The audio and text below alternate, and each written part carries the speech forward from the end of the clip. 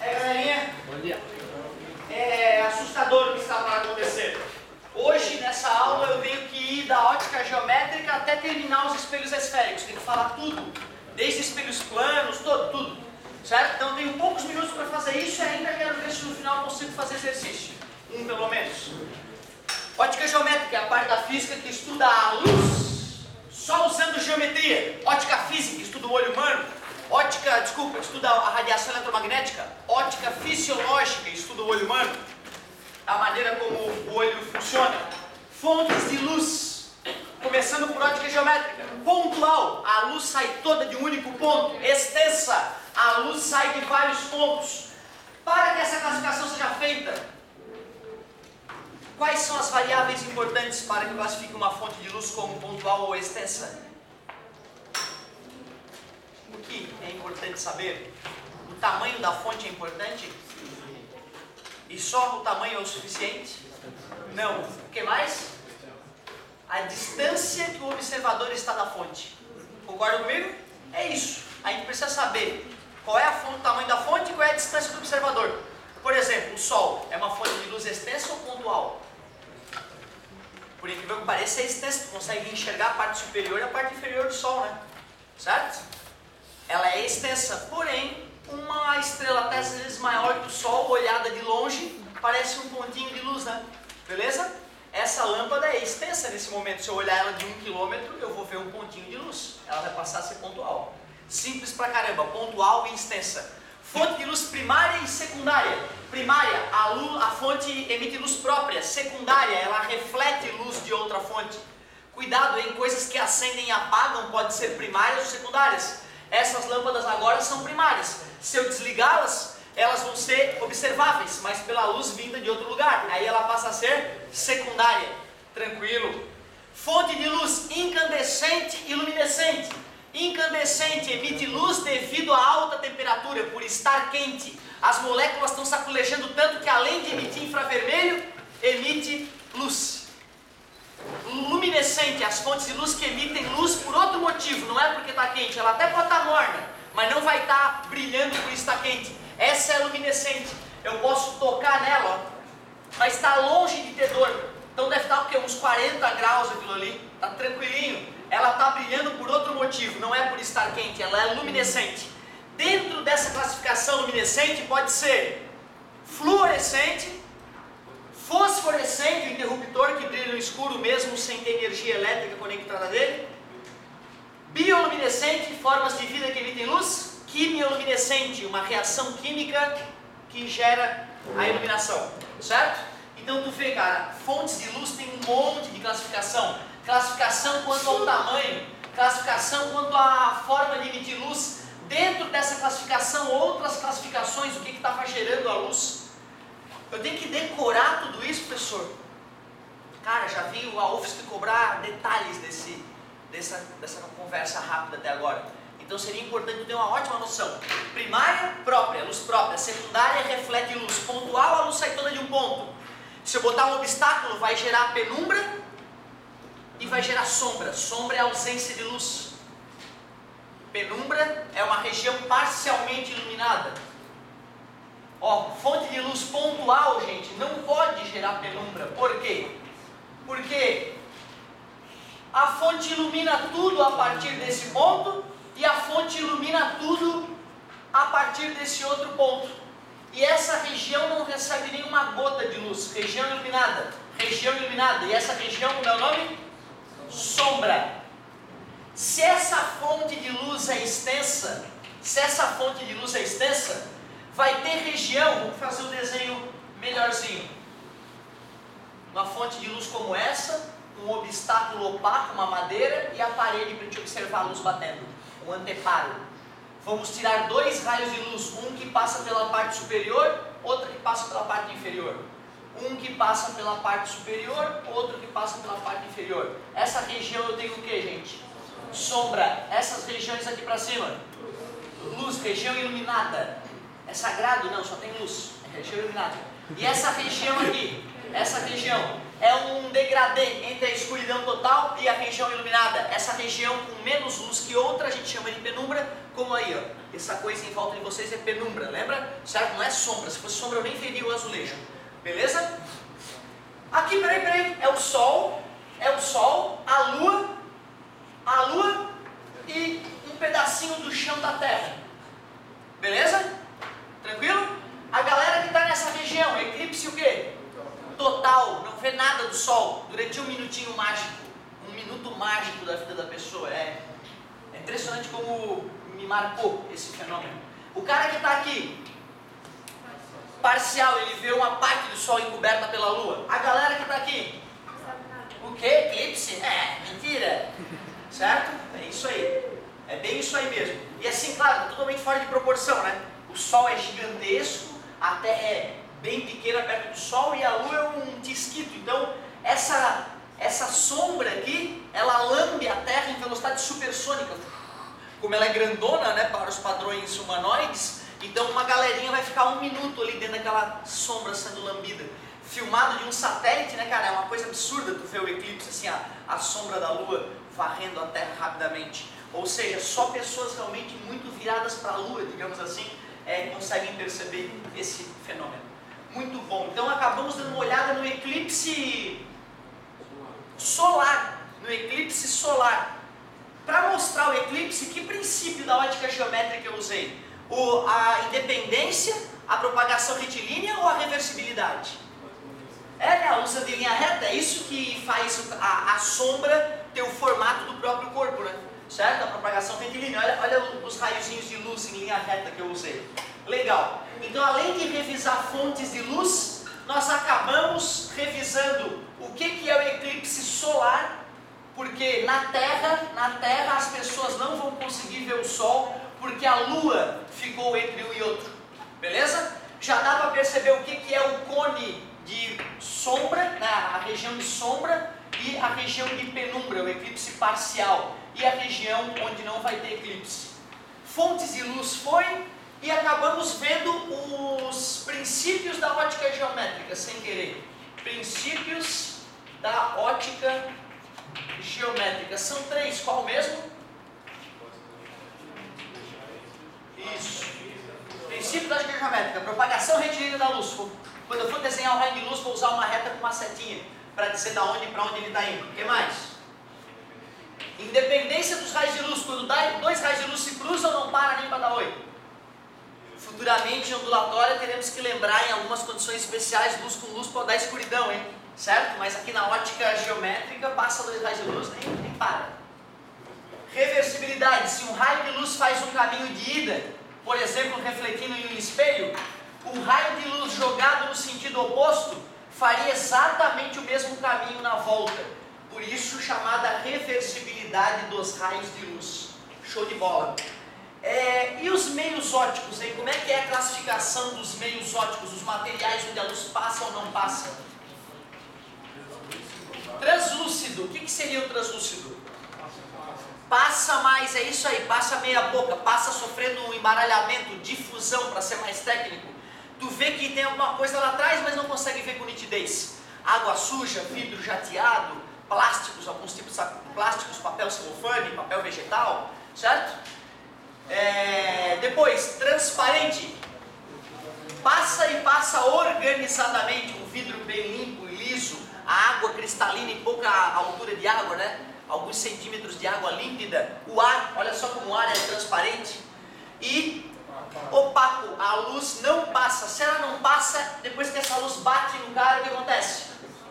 Absorve e reflete. E a parte que absorve gera, isso aumenta a temperatura. Porque o calor é essa radiação sendo absorvida, né? Certo? E depois que absorveu não é mais calor, é temperatura. Um corpo não tem calor, né? Um corpo tem temperatura.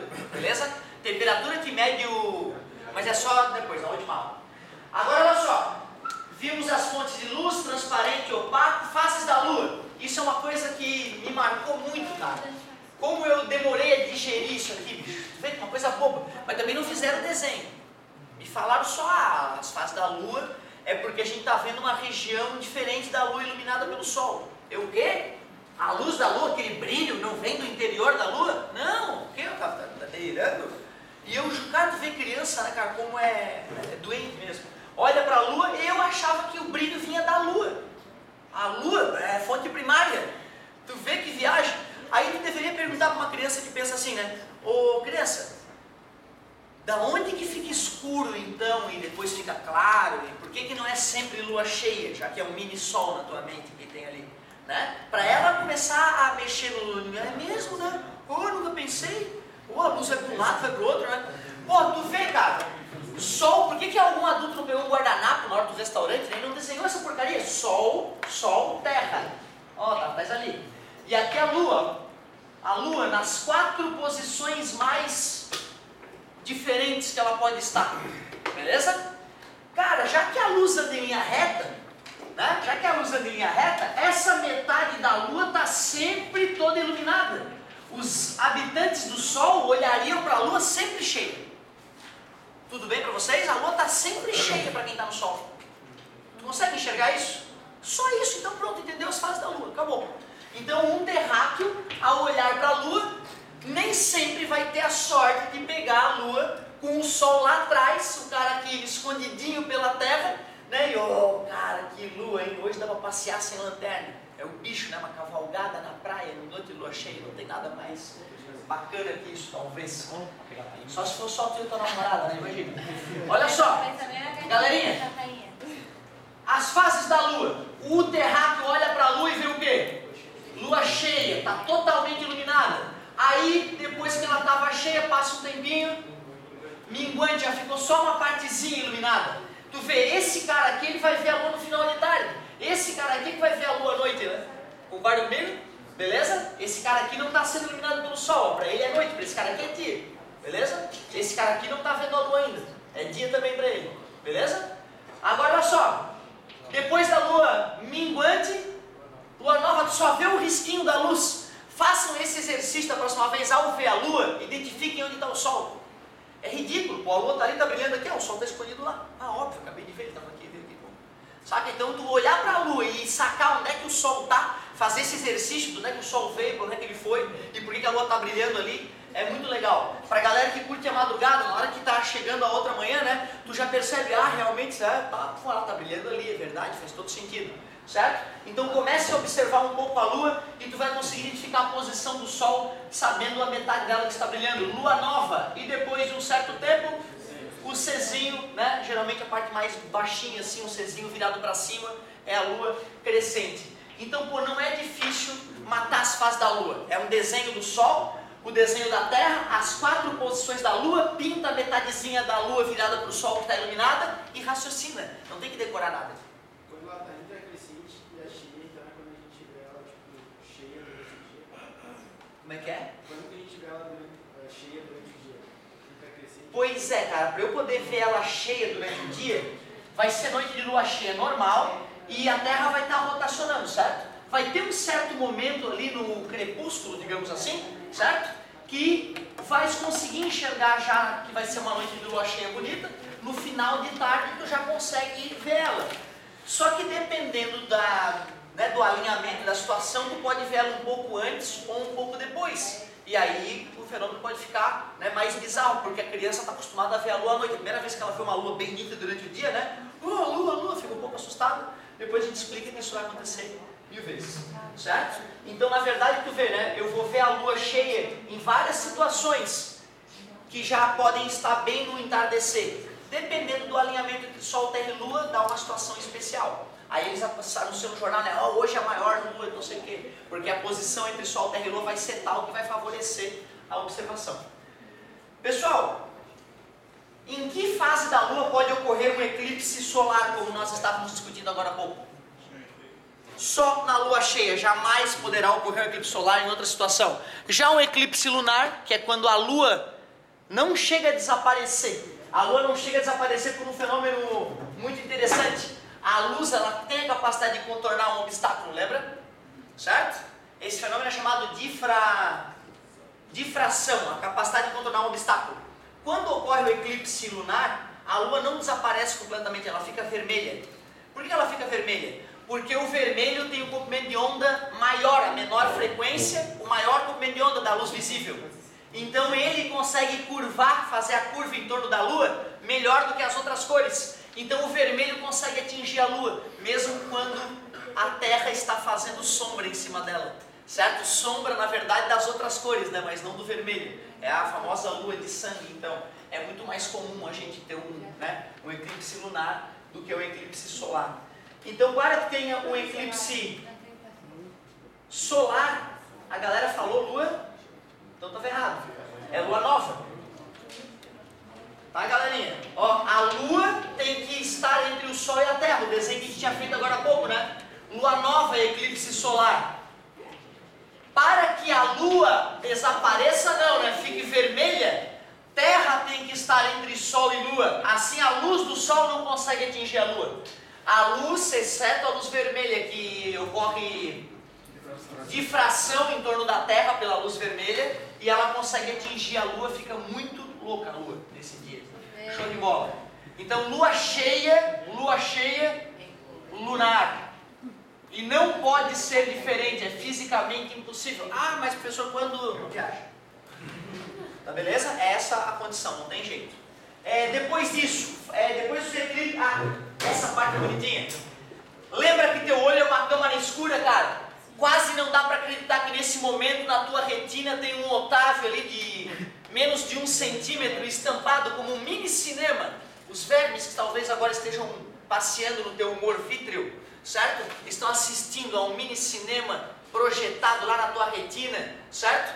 De cabeça para baixo, certo? Os vermezinhos devem estar na parte superior do ocular para poder curtir a projeção de cabeça para cima. Isso é muito louco, né? De lembrar que é o teu cérebro que depois de receber essa imagem invertida faz tu enxergar o mundo de cabeça para cima. Uma experiência muito simples pode mostrar que eu estou falando a verdade. Pega uma caixa de sapato, faça um furo. Aliás, tem uma forma muito legal de fazer isso. Vai no supermercado, que é da caixa de sapato eu já falei, vou fazer uma nova então. Tu vai no supermercado e pega uma caixa grande, uma caixa maior zona, dessa de papelão, certo? Pega um pano velho da tua mãe lá e costura ele embaixo dessa caixa, bota fita crepe, amarra o pano, para tu poder te enfiar por dentro do pano e botar o pano em volta da tua cintura e ficar dentro da caixa escura. Beleza? Simples assim. Beleza? Senhor, não é mais fácil fechar o meu quarto? Já vais entender. Se eu fizesse só uma câmara escura normal, com papel vegetal aqui, eu teria que ter toda uma condição especial para ver que, já que a luz anda em linha reta, o objeto ia ficar estampado no papel vegetal, aqui. Porque o ambiente vai sempre ter um pouco de luz ali atrapalhando o teu olho, porque tem que tampar bastante o teu rosto aqui nessa tela de papel vegetal. Então tu pode deixar a caixa normal, fazer o furinho na caixa, entrar por debaixo da caixa, botar a tua cabeça aqui, e com o pano aqui tu não vai deixar a luz entrar.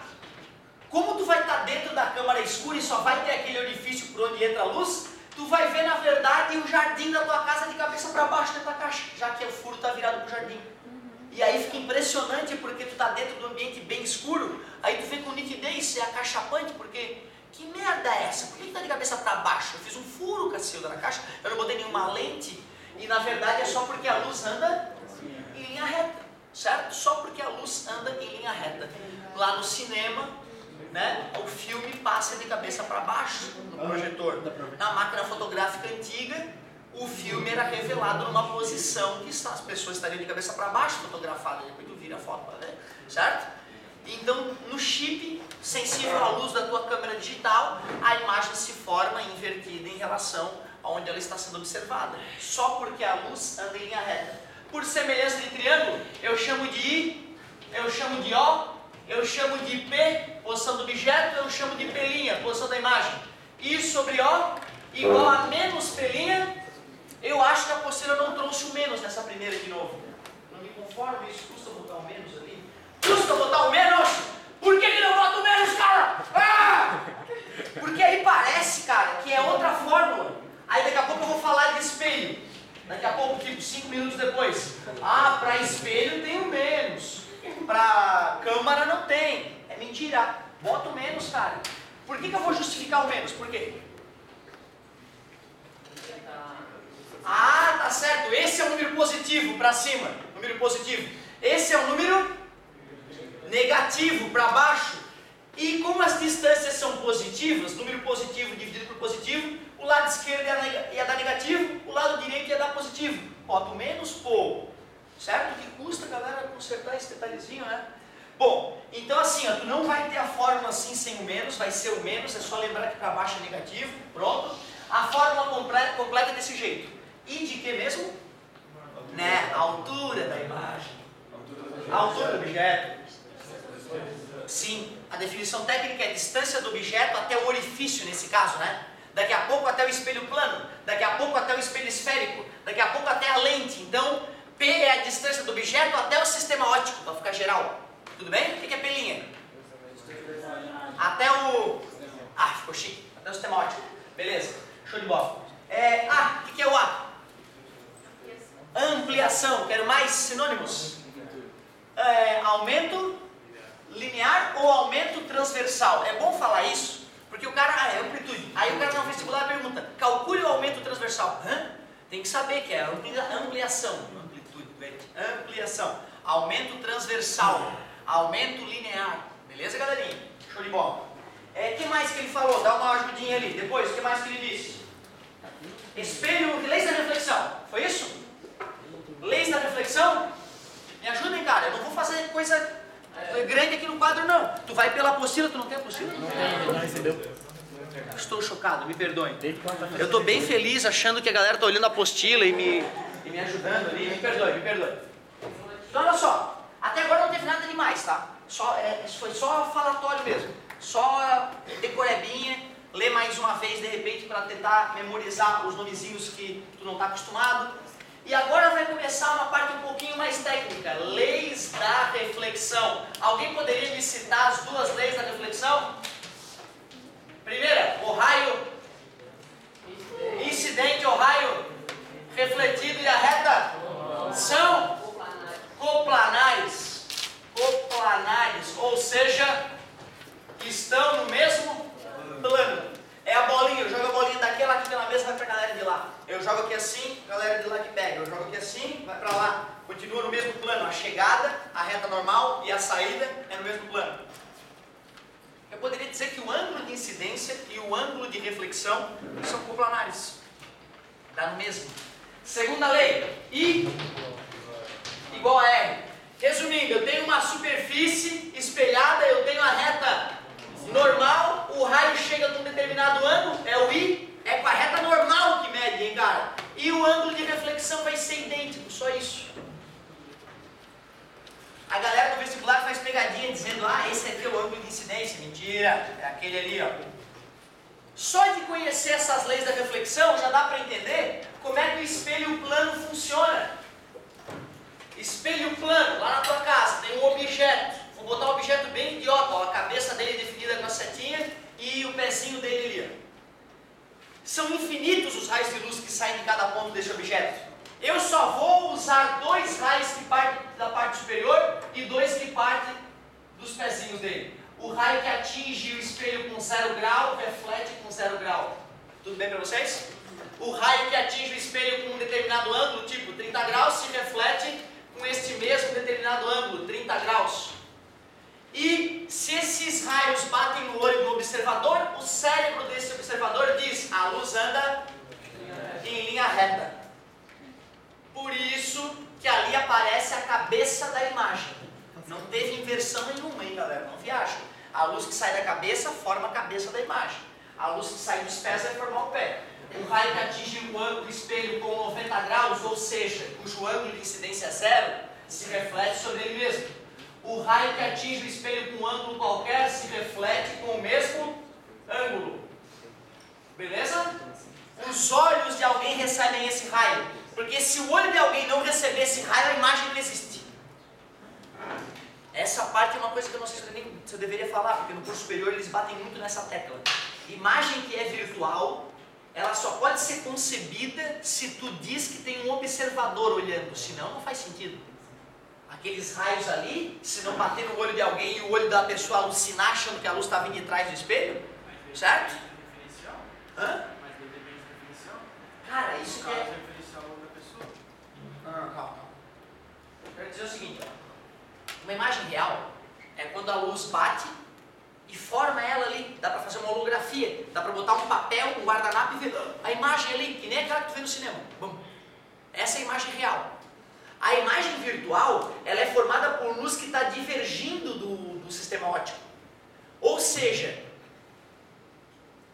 se não tiver um cara, uma pessoa que tenha um cérebro criativo, que possa ter mesmo um animal, que possa ter uma alucinação visual para enxergar aquilo que não existe, não se concede a imagem. Mas tu vê, isso é uma coisa que eu duvido que o vestibular cobre de ti. Mas vai aqui, porque está nos livros de física, entendeu? Está nos livros de física. Eu canso de ver coisinha no vestibular, que antes não tinha no ensino médio, que um cara pegou lá do Harley e botou uma passagenzinha. Imagens reais, elas sempre existem. Para que uma imagem virtual exista, tem que ter alguém olhando para o espelho. Por quê? Porque ela é uma imagem produzida pelo teu cérebro. Na prática ela não existe. Ou tu acha que tinha uma terceira dimensão lá atrás do espelho. Tem gente que acredita, tá? Que lá atrás do espelho tem um mundo, um universo.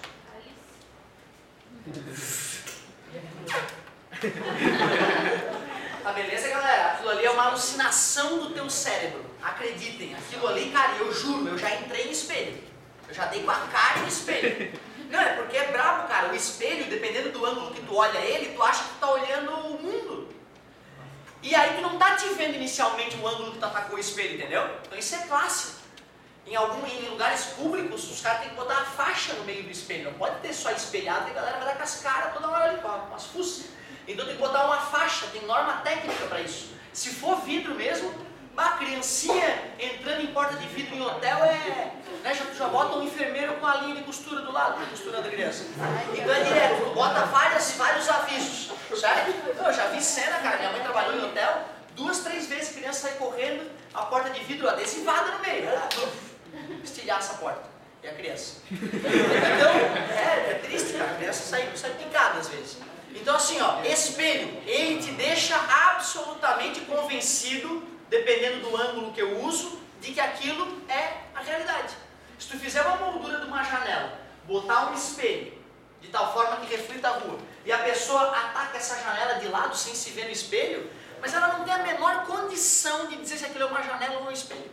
Não existe nada, se não passar um carro e ela vê umas letras atravessadas, certo? Ela não vai ter como. É uma alucinação, importante tu saber disso. Imagem virtual é gerada por prolongamentos. Esses prolongamentos não existem para trás do espelho, tem uma parede de concreto aqui. Esse prolongamento foi o homem sacando o seguinte, ó, engraçado, por que eu estou achando que eu estou lá atrás do espelho? Pô, eu olho, cara, eu estou lá atrás do espelho. Ah, peraí. Quando eu olho alguém, eu sei que a pessoa está ali porque a luz anda em linha reta. O meu cérebro, ele não está preparado para saber que a luz vai ter feito, bater no espelho, voltar organizadamente. Quando essa luz chega no meu olho, o meu cérebro diz, a luz anda, se ela anda em linha reta, ela só pode ter vindo de trás do espelho. O cérebro não está preparado.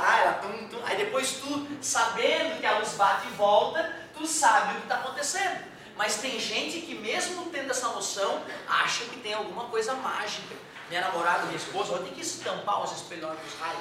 Aí eu digo, não vai tampar o espelho na hora do raio, pelo amor de Deus, cara. Não vai tampar o espelho, sabe, né? Tem gente que acha que o espelho pode atrair o raio. Sim, pode, tu faz um espelho, ele é de alumínio e atrás, né? Tu pega o espelho, bota lá no para-raio, traz o espelho até a tua cama e lambe ele, bota a bunda no espelho. E talvez atraia o raio.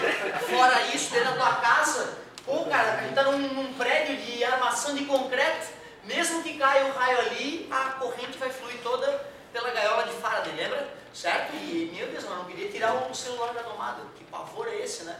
Beleza? Então, relaxa um pouquinho. Ó, imagens virtuais só são admissíveis se tiver um observador. Quais são as características da imagem gerada por espelho plano? Mesmo tamanho. Tem mais? Virtual, como acabamos de discutir. Direita para cima, não invertida, direita. Mas tem aquela coisa delicada, hein? De que se a segunda cabeça do cara ali está virada para um lado, olha ali a imagem, ó.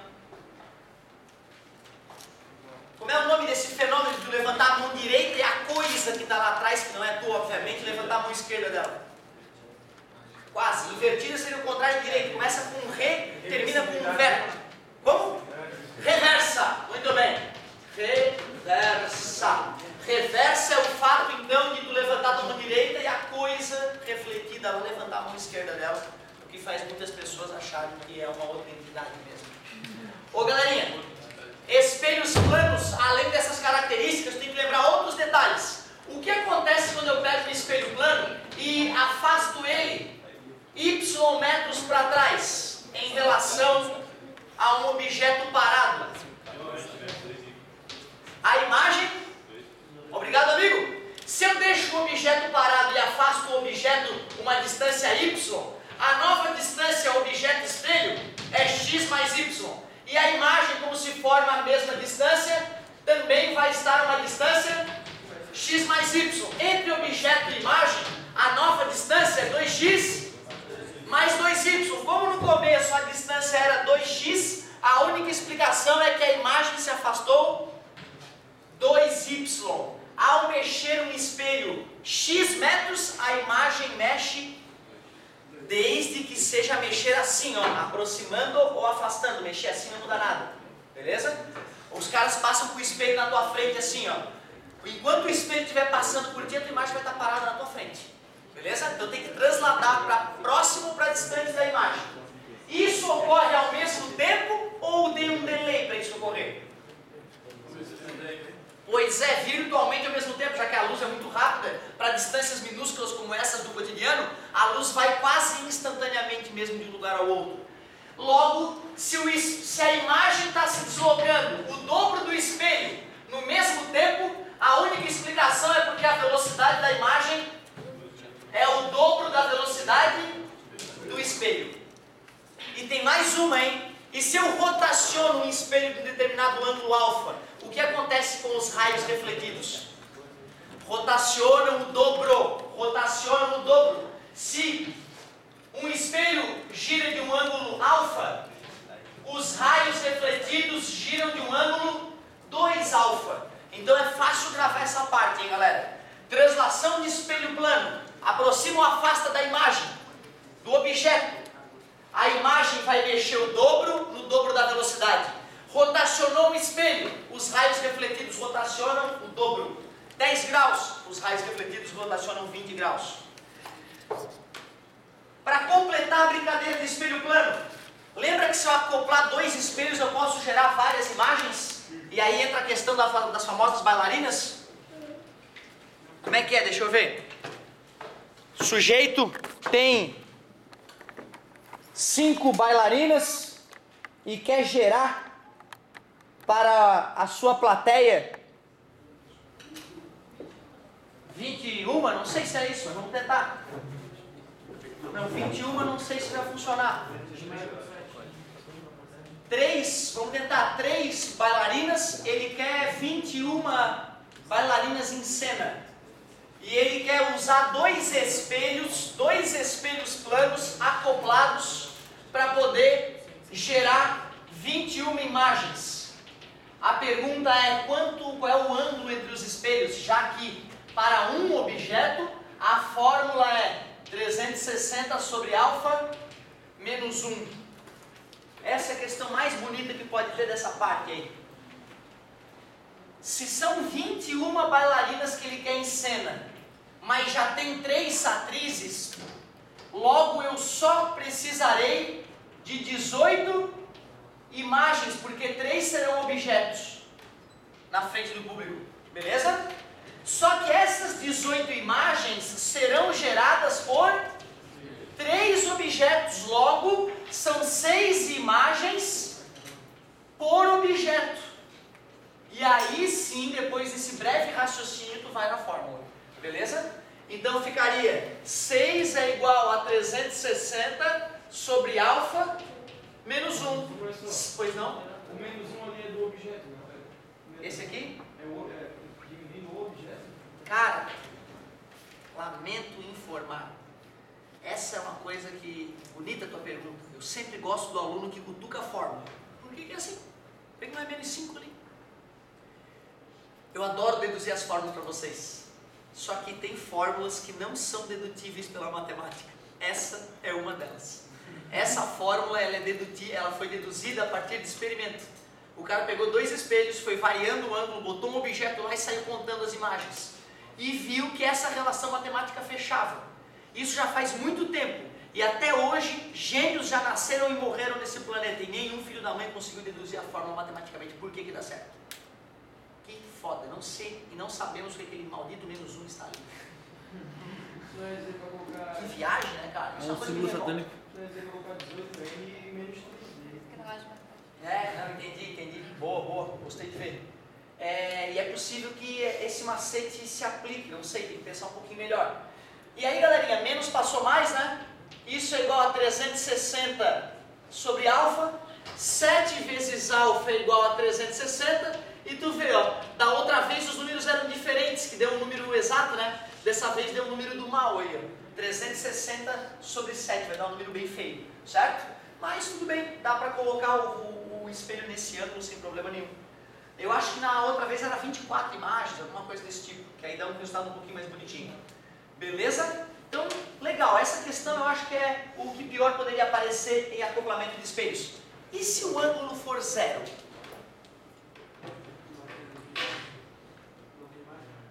Não tem imagem se o ângulo for 0? Infinito ou não tem? Não, porque o espelho vai refletir a matéria. Interessante, olha só. Eu aceitaria que não tem se o cara considera que o objeto vai ser colocado aqui, um objeto pontual, e na hora que fechar o ângulo 0 vai esmagar o objeto e ninguém vai conseguir ver nada porque fechou um espelho contra o outro. Aí eu aceito. Porém, se tu pegar 2 espelhos, né, medir o ângulo assim, também serve, né? Ou seja, 2 espelhos, um de frente para o outro, o ângulo é. E sempre que eu vou no Floripa Shopping lavar a mão, depois de assistir filme naquele cinema fedido, nunca vi como é que pode feder o cinema, desde novo fede aquele cinema. E aí eu vou lá lavar a mão, eu sempre fico assim, cara, dando uma olhadinha pro infinito, cara, porque tu fica infinitas vezes refletido no espelho, tem um na tua frente, tem um atrás de ti, então a imagem da imagem, e claro, né, cara, tu não consegue sair da frente de si mesmo, mas o cara dá uma chegadinha assim e tu vê, né, que tem muitas reflexões ali. Como o espelho não reflete 100% da luz, chega uma hora que a luz já foi absorvida e tu não enxerga o infinito. Mas a matemática, a fórmula deduzida por experiência, continua valendo, o que dá mais raiva ainda. O cara bota 0, 360 dividido para 0 dá um número infinitamente grande, nós já discutimos isso, e subtraindo 1 não faz a menor diferença, dá infinitas imagens. Infinitas imagens, muito legal. Show de bola. E agora que nós matamos os espelhos planos, vamos entortar os espelhos. Primeiro, quais são os tipos de espelhos esféricos que existem? Côncavo e convexo. Qual é o côncavo, qual que é o convexo?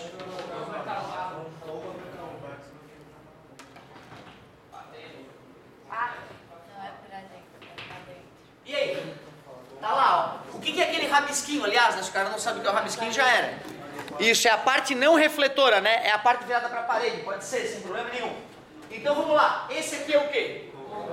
A parte espelhada foi cavado, cavou, concavou, beleza. A parte espelhada é a externa, não está cavado, convexo, obrigado. Convexo, côncavo, ou seja, ó, é côncavo, tu vem aqui, é côncavo, o espelho não sofre transmutação mágica ao ser virado de um lado para o outro, beleza? Eu digo isso que tem aluno que decora, que virado para um lado, pelo amor de Deus, não é o lado, é a parte espelhada. Elementos do espelho, eixo principal, aí tu pega o centro da esfera que originou o espelho, centro de curvatura, o ponto onde o eixo principal ataca o espelho é e o ponto médio entre centro de curvatura e vértice é o foco. Essa distância daqui até aqui é o raio de curvatura, essa distância daqui até aqui, que é igual aqui até aqui, é a distância focal. A distância focal é o raio dividido por 2, ou R igual a 2F, obviamente. Sabendo os elementos do espelho, o cara tem que lembrar os raios característicos. Chega paralelo, sai pelo foco. Chega paralelo, sai pelo foco. Chega pelo foco, sai paralelo. Atinge o centro de... passa pelo centro de curvatura, volta sobre ele mesmo e atinge o vértice, mesmo ângulo. Usa o macetezinho da sinuca, sai com o mesmo ângulo. 4 raios característicos. Chega paralelo, chega pelo foco, atinge o centro de curvatura? Volta por si mesmo, sobre ele mesmo, e atinge o vértice? Todos saem com o mesmo ângulo, né, cara? Só que o que atinge o vértice fica bom de desenhar, pegar tua caneta, medir com a caneta, distância igual embaixo e cima. O perigo é o espelho convexo, cara. Por mais que os raios sejam idênticos, desenhá-los não é tão delicado, não é tão simples. Chega paralelo, sai pelo foco, ó, não vai poder penetrar no espelho, cara, a luz. Tu faz uma pontilhada e ó, ela se reflete na direção da pontilhada, beleza? O raio que atinge o vértice, mesmo ângulo, olha como é prático de desenhar. São os raios que eu posso desenhar. Chega pelo foco, sai paralelo. Chega paralelo, sai pelo foco, perdão. E atinge o vértice, sai com o mesmo ângulo. Mas vamos usar a reversibilidade dos raios de luz. E falta aquele que chega pelo centro de curvatura. É como se ele atingisse o espelho com ângulo zero de incidência, volta com ângulo zero. Raios característicos ou, em alguns materiais, raios principais. A partir do conhecimento desses raios, eu posso fazer a determinação gráfica da imagem gerada por espelho esférico. São 5 opções para o espelho côncavo e apenas uma para o espelho convexo. Espelho convexo, alguém lembra? VMED, o que significa VMED? Virtual, menor e direita. Beleza. Ó, desenhei aqui 5 espelhos côncavos. Vou desenhar aqui foco e centro de curvatura. Estou tentando fazer a mesma distância. Foco, centro de curvatura, vértice. Foco, centro de curvatura, vértice. Vou botar o objeto atrás do centro de curvatura. O raio que chega paralelo.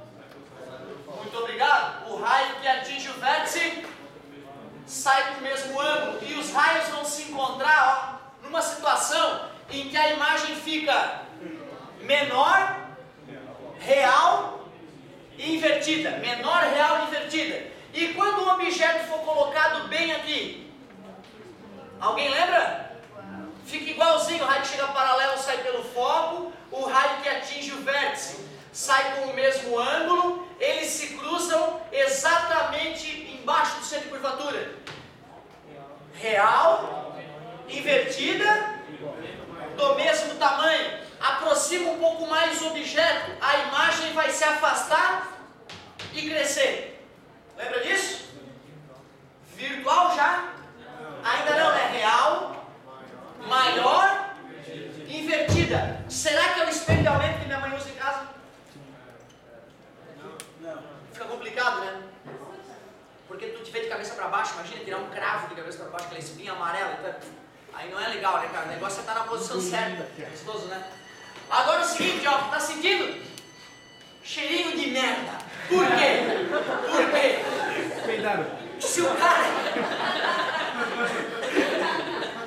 Se o cara não esperar que vai dar problema agora, com os desenhos tortos que eu estou fazendo, o cara vai achar que vai dar uma certa característica qualquer. E não é, hein? Porque o raio que chega paralelo, o raio que atinge o vértice, quando eu for fazer os raios refletidos, eles emergem paralelamente. Mesmo que eu tentasse prolongar, eu não ia jamais fazer eles se encontrarem.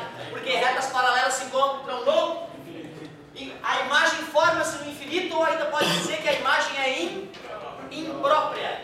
Para finalizar, se eu boto o objeto entre vértice e foco, aí sim, chega paralelo, sai pelo foco, atinge o vértice, sai com o mesmo ângulo, os raios estão divergindo.